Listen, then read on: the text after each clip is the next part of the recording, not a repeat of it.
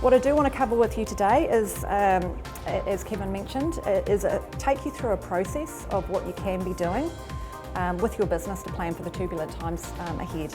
This again is very, very timely with what I put together today with Gina, and a lot of the advice that you can pick up from her is great. You're not paying for it, which is another great thing for all the members. So we recommend a process called a bottom-up process. A lot of people actually go from a top-down. They start with their sales and actually go, well, this is my sales, these are my costs, therefore this is my profit at the end. We approach it a different way. I'm an accountant as well, and it's really important that people come along to these sort of events, pick up on the accounting tips. There's a lot of very good free information there. I quite like this one. I find this is an area that a lot of businesses don't do, and they get a lot of value out of going through this particular exercise.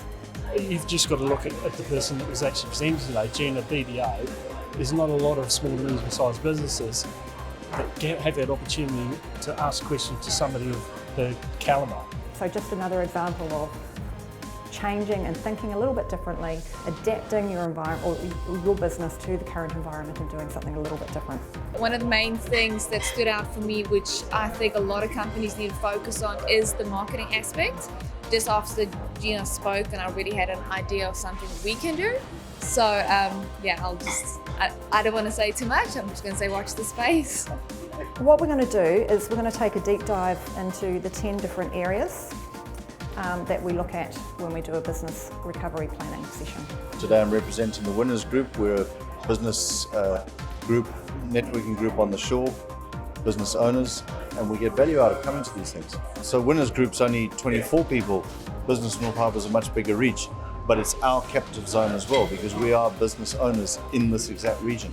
So coming to these events is just an extension of the networking. The value is not in the written words on a page. It's not in the questionnaire.